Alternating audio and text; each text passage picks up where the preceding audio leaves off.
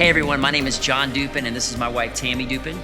Yeah, thank you for joining us for today's teaching. Yeah, we hope it inspires you, encourages you, and builds up your faith. Yeah, so let's jump in.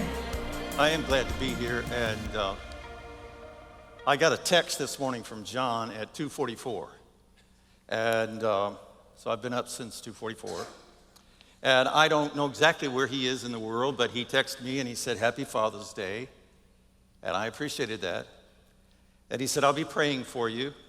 I appreciated that, and he said, "Give them heaven today," and so today that's what I intend to do.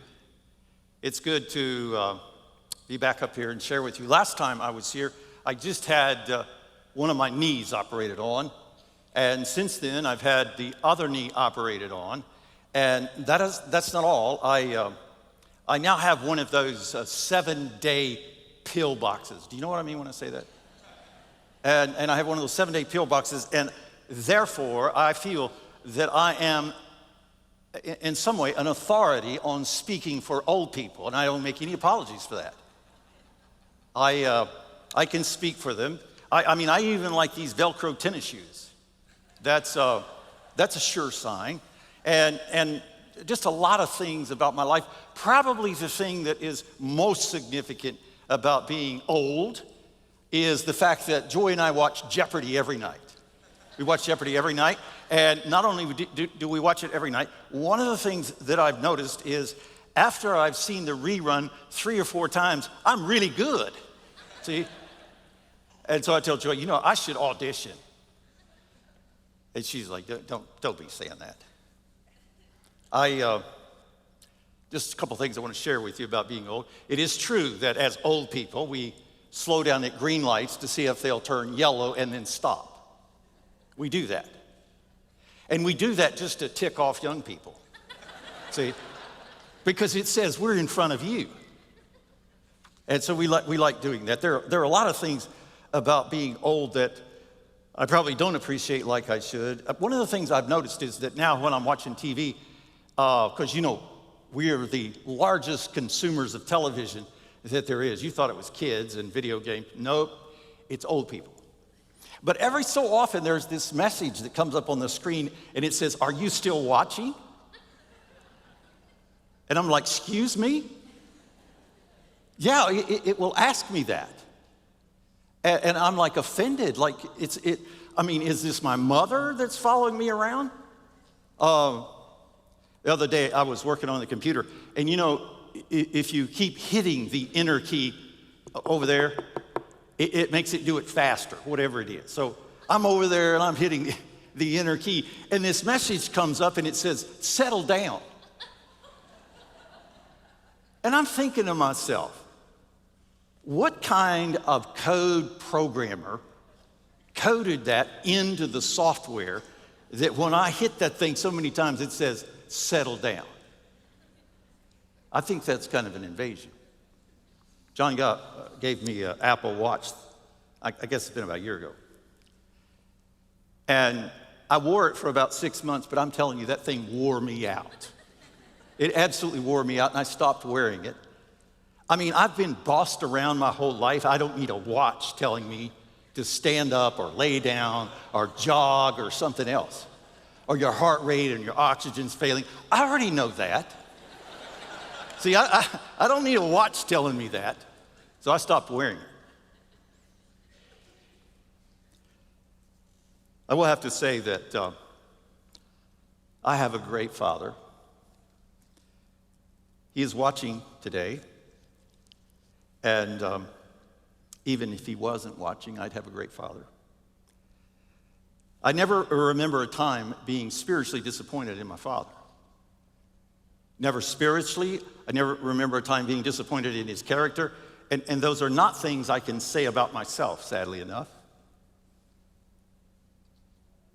But he was probably the most consistent and the most faithful man in his faith and his commitment of anybody I've ever seen. Now, I've not seen everybody, but I do know he was that. Not only that, I don't remember a day in my life, and I will see him later today, that my father did not say to me, "I love you," and that in some way didn't show me physical affection, either hugging me or kissing me, every day of my life that I was with him. So I went out into the world feeling loved.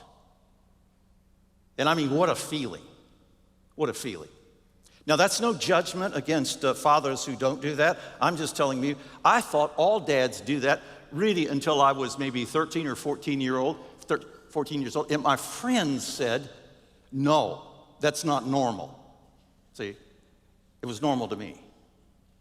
And you see, I passed that on, and my son passes that on. So the idea of affirming people in love, the idea of affirming people affectionately in love was so much a part of our lives. My first experience with being a father was, I was 19. Yes, I was 19 years old. I was a kid myself. And it used to be that the father didn't have access to the newborn infant until you brought it home from the hospital. You were like this pariah they kept out.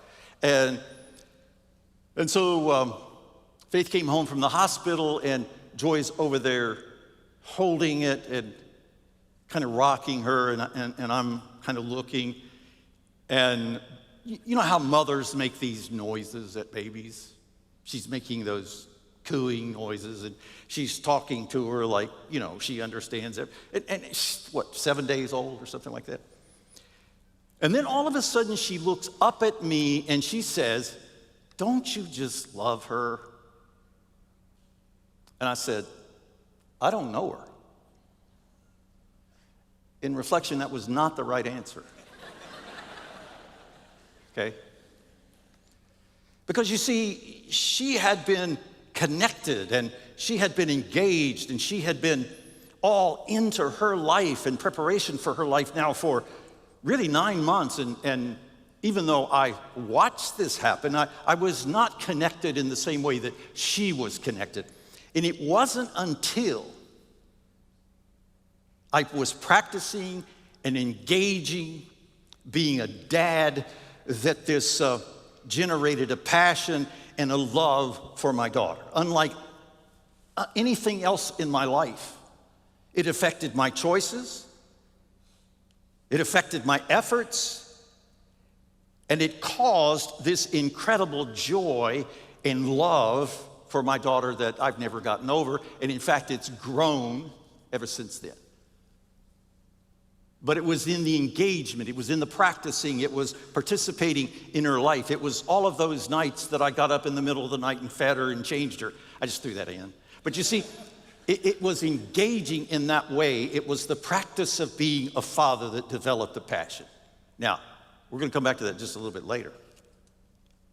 I want to read a scripture to you, and we continue in this series.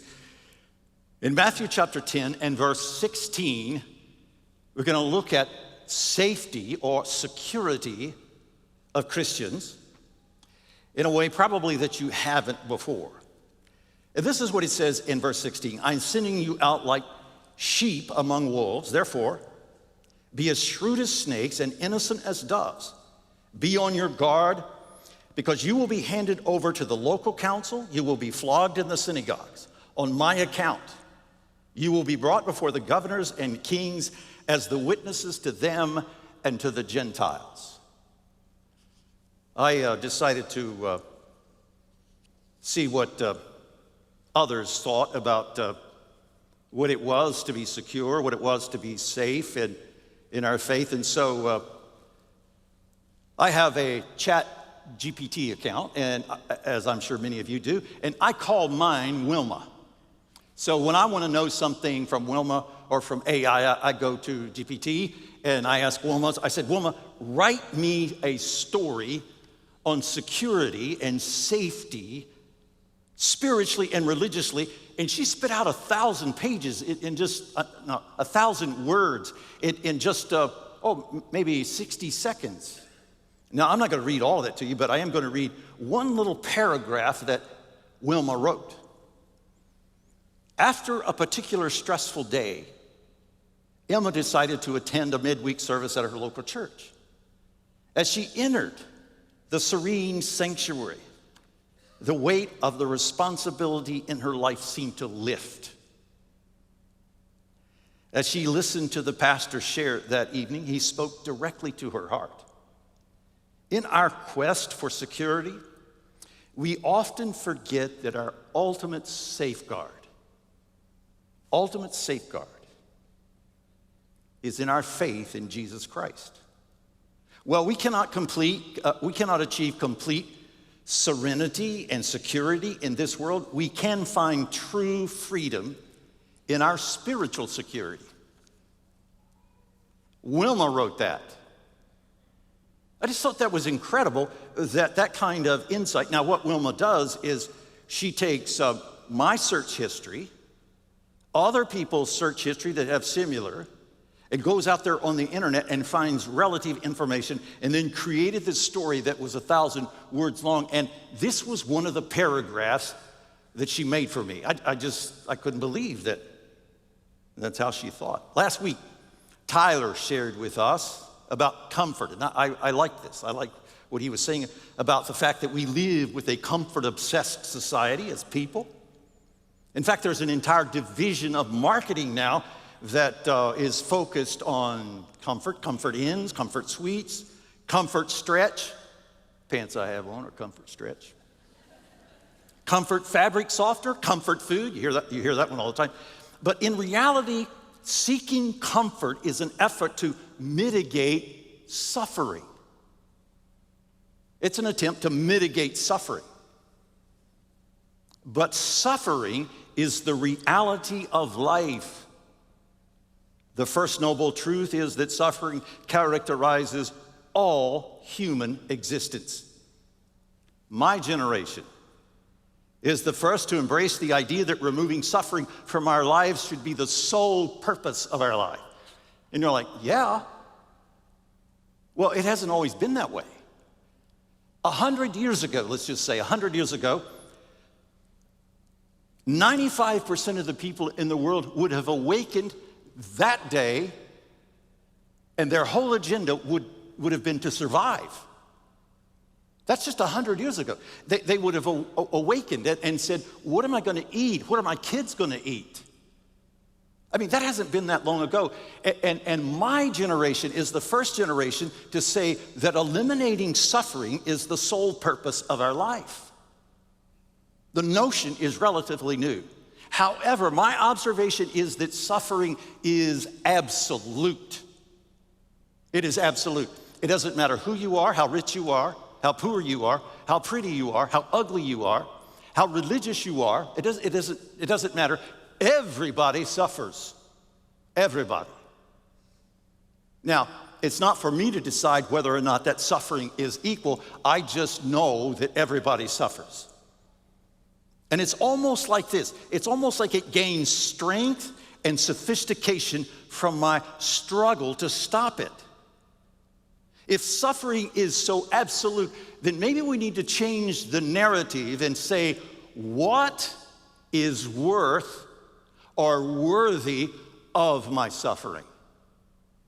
See? Because we're going to suffer. All of us are going to suffer. There's no escaping that. So maybe I should ask this question: what is worthy of my suffering? Because I'm going to suffer.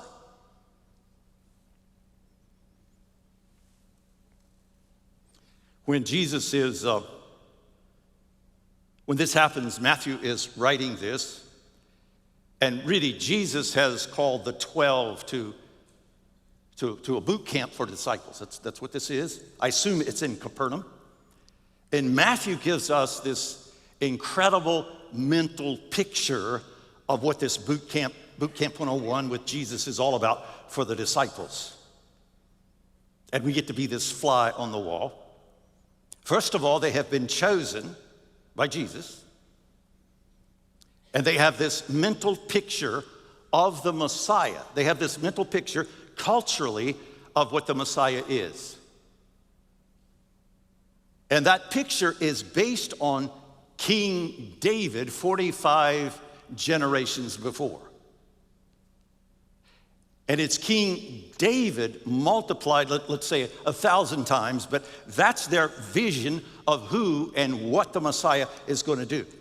David, when he was here, his wealth was half the known gold of the world, commodity. Was half of it. He was rich. He says this prayer. David declares he would dedicate treasures and trophies to the Lord. That's what I call the Powerball prayer. Powerball prayer is when you get a lottery ticket and you say, God, if you'll help me win, I'll give some to the church. And David says to God, I'm going to give some of this to treasures to the temple and give trophies to God. Legacy was huge at that time. And Jesus has a good legacy to the disciples relative to the Messiah. We know that Matthew describes that, all 45 generations of that.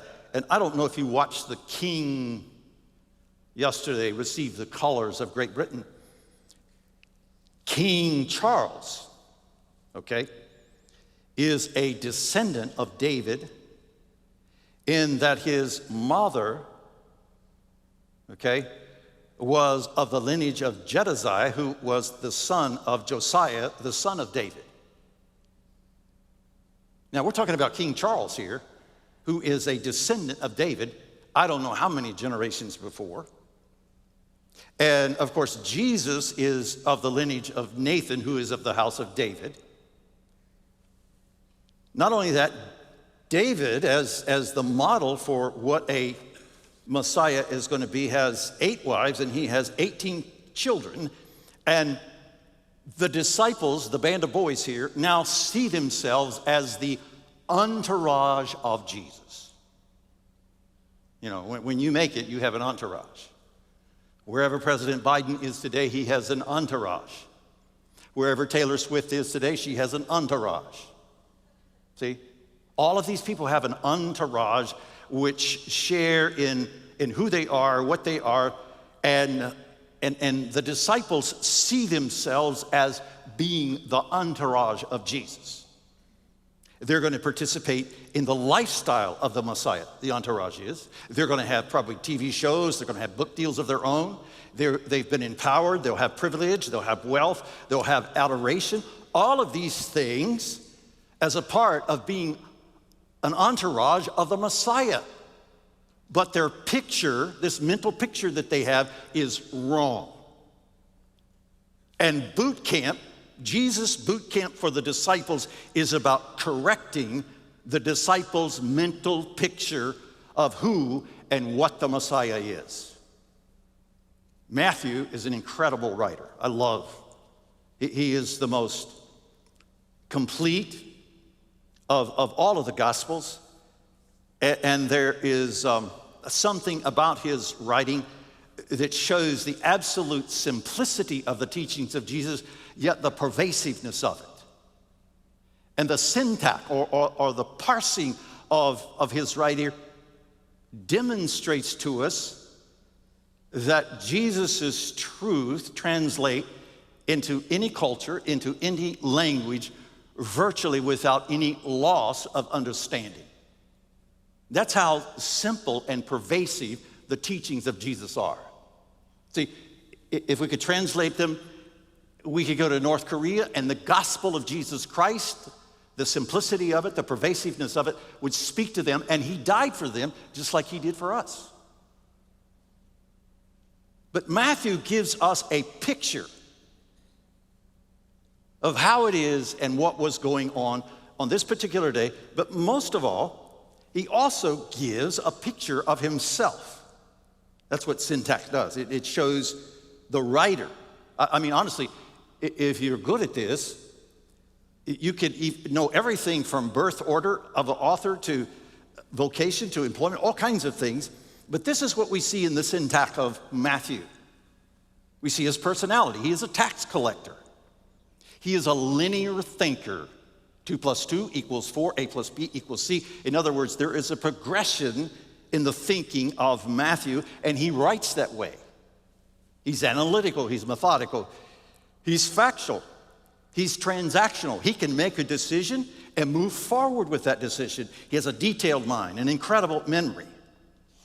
He can be tough and kind. Those people scare you, don't they?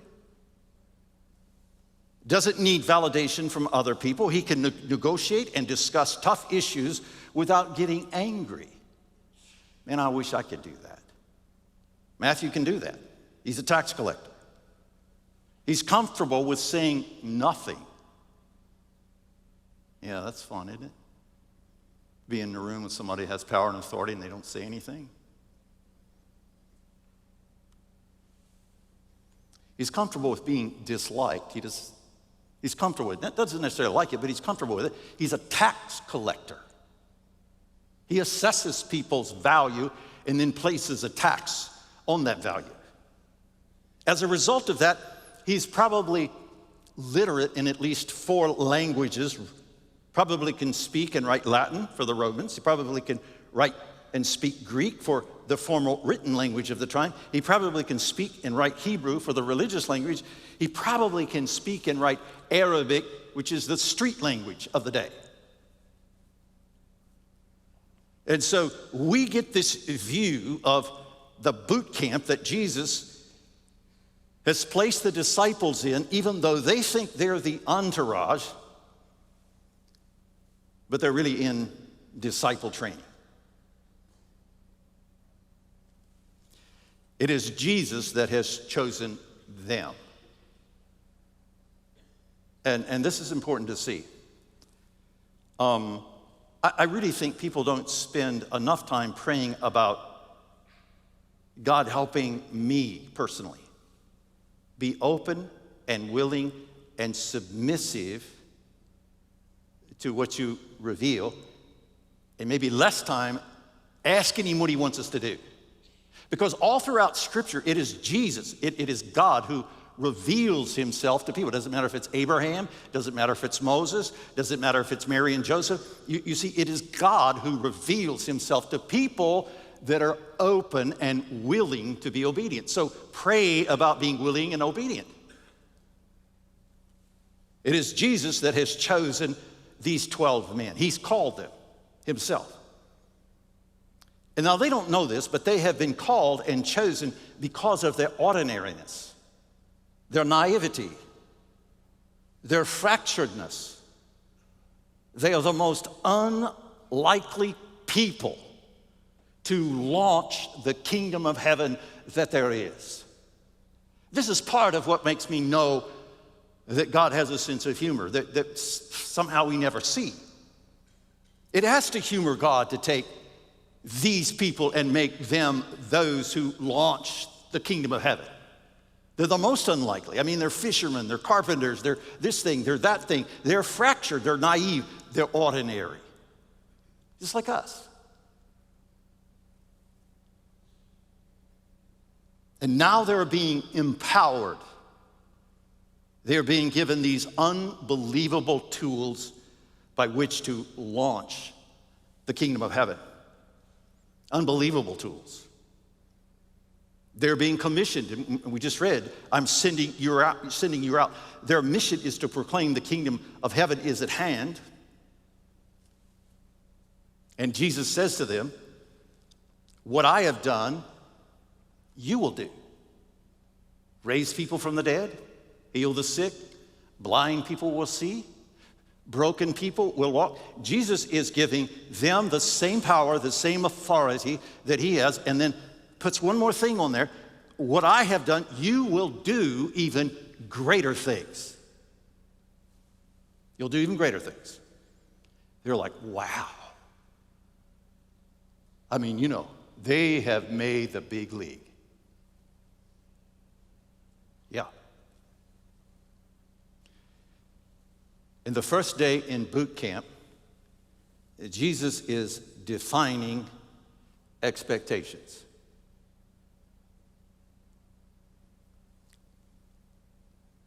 Shakespeare said expectation is the root of all heartache. Now, why would he say that? And here, the first day of boot camp 101, Jesus is redefining their expectations. Expectations are this mental picture that we have as to how things are going to be. It's our mental picture. They're how we see. We just said the entourage sees themselves as being, in fact, they see themselves so much that way. Peter gets Jesus off one day and said, "Now, Jesus, don't forget me. Could I be vice president? Could I be Secretary of Defense when you take over the world?" And Jesus said, "Peter, you don't have any idea what you're asking." And so you know what Peter does? He does what we do. He gets his mother to go and ask Jesus. "Now, Jesus, you know my boy. I don't feel like he's getting enough playing time." See? And I just want you to remember when you come into your kingdom and your authority, all that he's done. You see, that's their mental picture of what it is that they're going to be doing. And Jesus wants to correct this picture concerning their expectations. Now, let me ask you this. Do we have trouble with expectations? Well, let's try a few on. I got a couple up here. Our expectations concerning different things in our life. I don't know how many people that, couples that I have married, a few, but there's never been a time that I didn't get up there and ask them to affirm what I'm saying to them. For better or for worse? You mean this could be worse? For richer or for poor? You mean I could live in poverty the rest of my life? In sickness and in health? A caregiver? No, that's not all. I make this vow before these company, these loved ones, and these friends, and before Almighty God, I say that I will stay with you until one of us dies. I'm not sure that's always what we hear. Even though I can promise you some version of that I've said every time. About 10 years ago, or 10 years before I retired, I started teaching membership class in my church because I wasn't sure that people had correct expectations. So I started teaching membership class.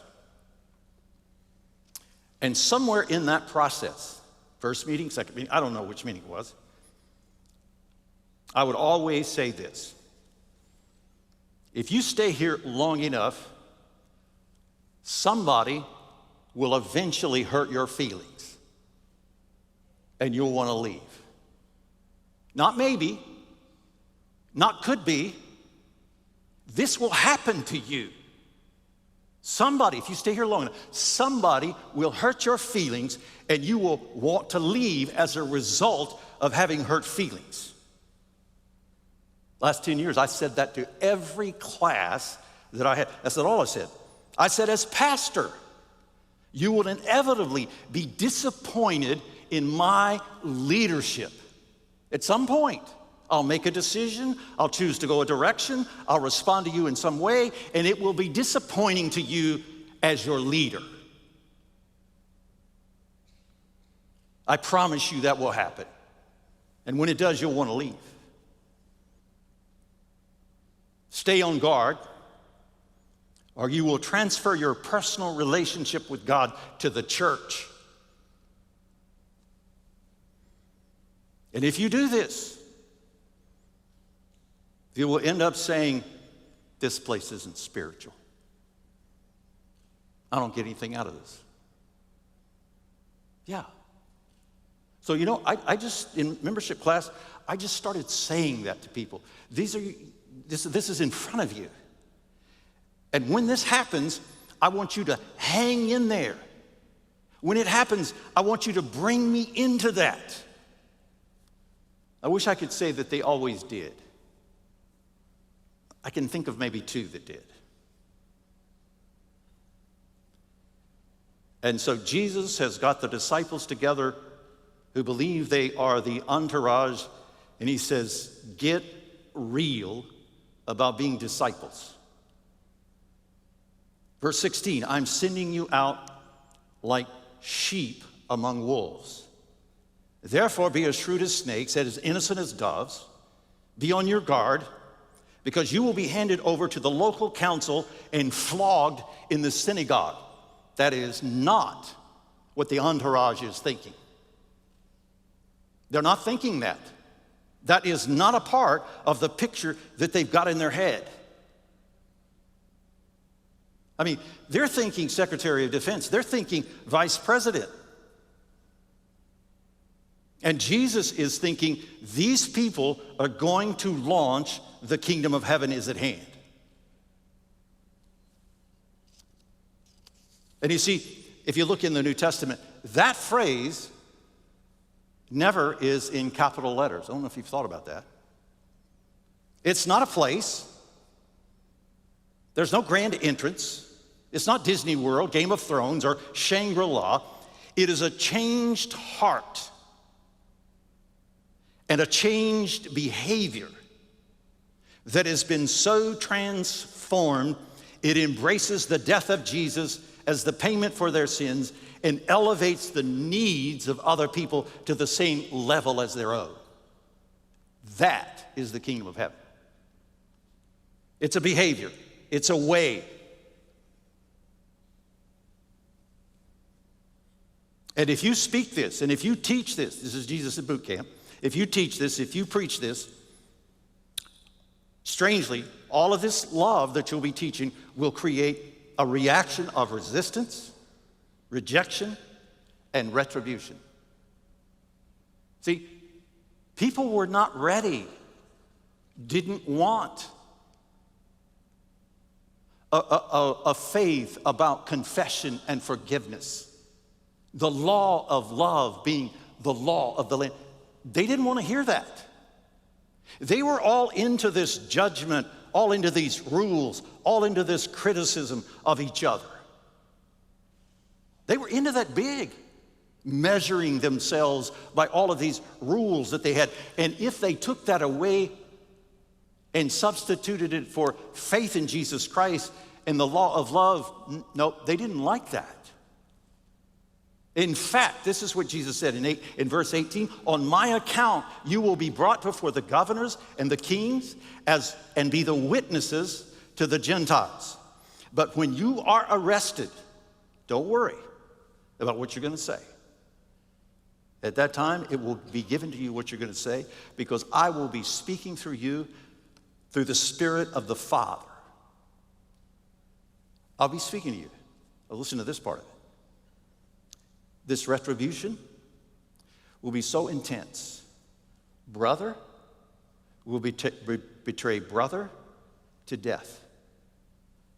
And fathers, his child, his children will rebel against their parents and have them put to death. That is a level of rejection that's almost inconceivable and incomprehensible to me. Yet Jesus says in Boot Camp 101 to the disciples, anticipate this. Anticipate this. And regardless of this, stay on message, lean in, double down, be courageous, be strong, be kind, be generous, be compassionate, be loving. Because I'm going to be talking for you once they start persecuting you. And I will take care of you. But hang in there.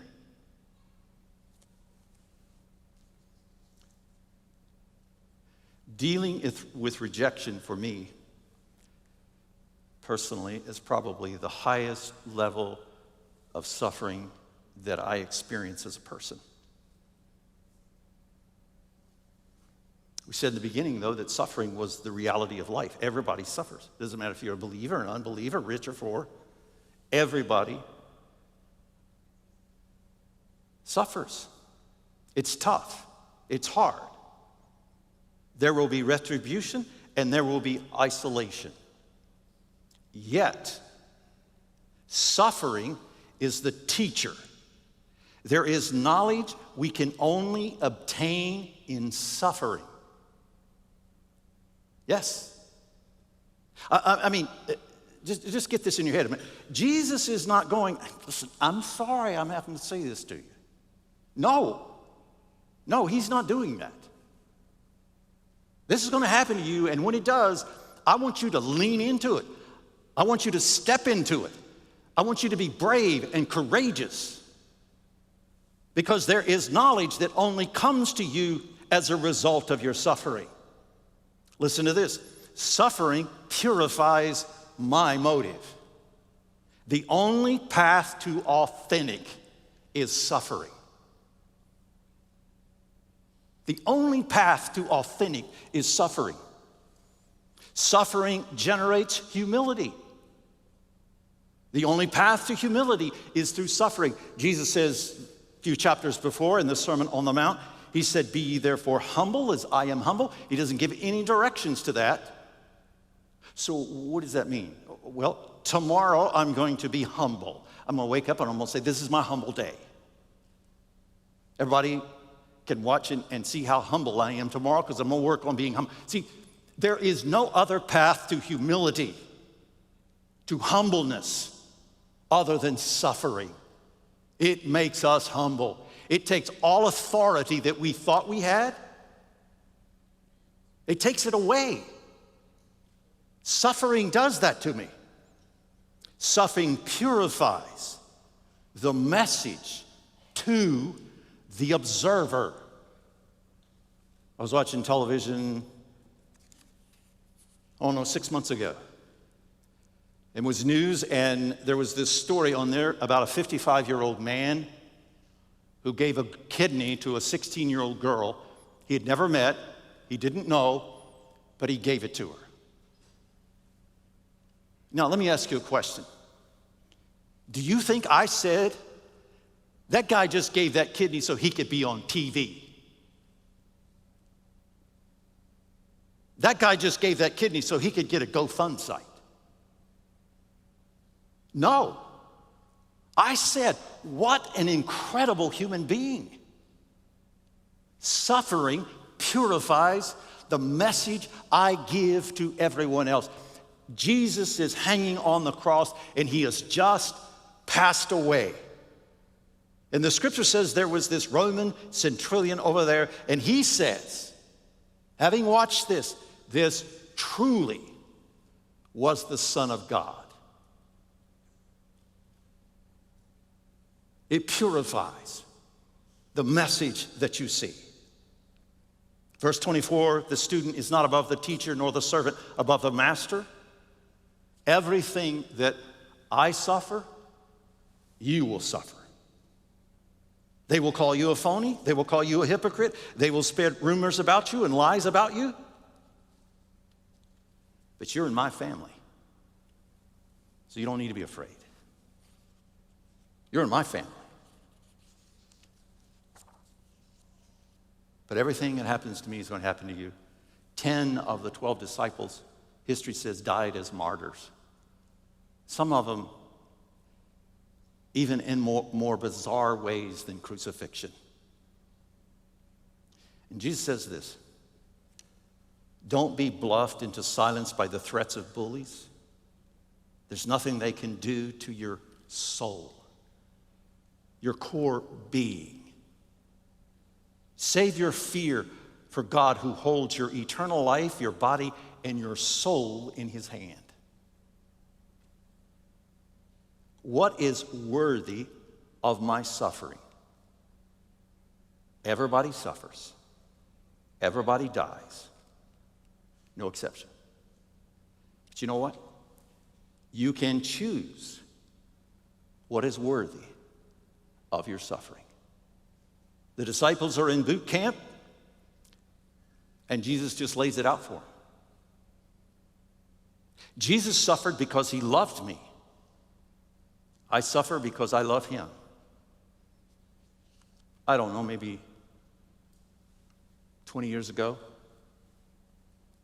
Tom Hanks did a movie called Private Ryan. I loved this movie. I say I loved it. Man, it leveled me. its impact on my life. It so moved me that I said to Joy, I said, we've got to go and see the journey that Tom Hanks took to find Private Ryan. And so we went to France and we rented this car. And we started out across the countryside of France. We went to Abbeville. He looked there for him. We went to Dunkirk. He looked there for him. We went to Dover, the cliffs of Dover, and we saw that place.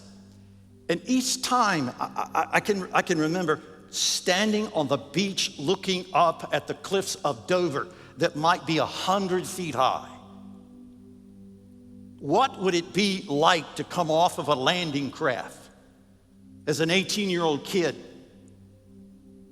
and 100 of you mowed down in the water, another 100 of you mowed down on the beach, another 100 of you fall from the cliffs because they're shooting at you? I cannot imagine what that would be like. 2 weeks ago, they interviewed some of the survivors, 100-year-old men now. Why did you do this? Because they ask us. Why did you do this? I did it for my country. Why did you do this? It was my duty. Yeah, it was my duty. I'm a fan of Winston Churchill. I have listened to his speeches on YouTube. And when the British Army was pushed against the English Channel after the defeat in France, 300,000 of them pushed into this little space, being strafed by German airplanes shooting them down, 300,000 of them waiting on some little boat to take them back to Great Britain. And Winston Churchill, this is my version of it, goes before the Parliament. And everybody thinks he's going to say, he's on the radio, he's speaking before the Parliament. Everybody thinks he's going to say, I'm going to ask the Fuhrer for terms of surrender that permit us to keep our dignity. That is not what Winston said. This is what he said. I have nothing to offer you but the long struggle of war. To bear it, to fight it with your toil, your sweat, and your tears. We will fight them in the air. We will fight them on the beaches. We will fight them on the land. We will fight them, but we will never, ever surrender. The end rests only in our victory. If this empire should last for 1,000 years, when those who look back on this time, may they say, this was their finest hour. Today, am I apologizing for your church hurt? No. Am I apologizing for people who said things about you? No. Am I apologizing for the promises people made to help you and they didn't? No. Am I apologizing for leaders who disappointed you? No, I'm not. Am I apologizing for churches that used you? No, I'm not. I'm saying to you, when you look back on that time, and there will be such a time, I want you to say, this was my finest hour as a believer. Get real. This is tough, but you're going to be tough for something. You're going to suffer for something. Why not something that is worthy of eternity?